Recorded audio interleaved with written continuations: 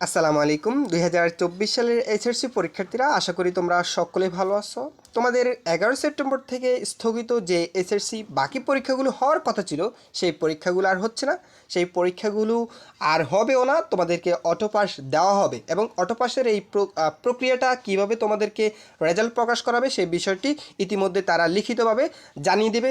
তো মৌখিকভাবে কিন্তু অলরেডি এটা চূড়ান্ত হয়েছে যে তোমাদের আর পরীক্ষাগুলো হচ্ছে না, তোমাদেরকে অটোপাস দেওয়া হবে। তো দেখো, এই বিষয়টি কিন্তু সিদ্ধান্তের পরিবর্তন আসে মূলত এই সারা দেশব্যাপী শিক্ষার্থীদের মানববন্ধন এবং বিক্ষোভ, যে তারা আর পরীক্ষায় বসতে চাচ্ছে না, পরীক্ষায় অংশগ্রহণ করতে চাচ্ছে না। তো সেই বিষয়টিকে কেন্দ্র করে মূলত এই বিষয়টি। তো এই সিদ্ধান্তটি অলরেডি কিন্তু মৌখিকভাবে কিন্তু নির্দেশনা জানিয়ে দেওয়া হয় যে তোমাদের আর পরীক্ষাগুলো হবে না।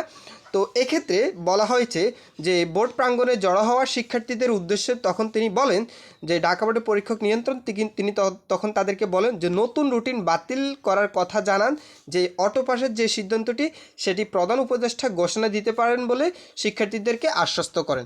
এবং তিনি বলেন যে পরীক্ষা নিয়ন্ত্রক অধ্যাপক আবুল বাশার শিক্ষার্থীদেরকে উদ্দেশ্য করে বলেন যে আগামী 11 সেপ্টেম্বর থেকে যে পরীক্ষাগুলো নেওয়ার কথা ছিল সেই রুটিন প্রকাশ করা হয়েছিল, তা সচিব থেকে বাতিলের জন্য মৌখিকভাবে নির্দেশনা দেওয়া হয়। অর্থাৎ তোমাদের সেই পরীক্ষাগুলো হচ্ছে না, সেই রুটিনটি বাতিল করে দেওয়া হয়েছে এবং সেই সিদ্ধান্তটি অলরেডি মৌখিকভাবে নেওয়া হয়েছে।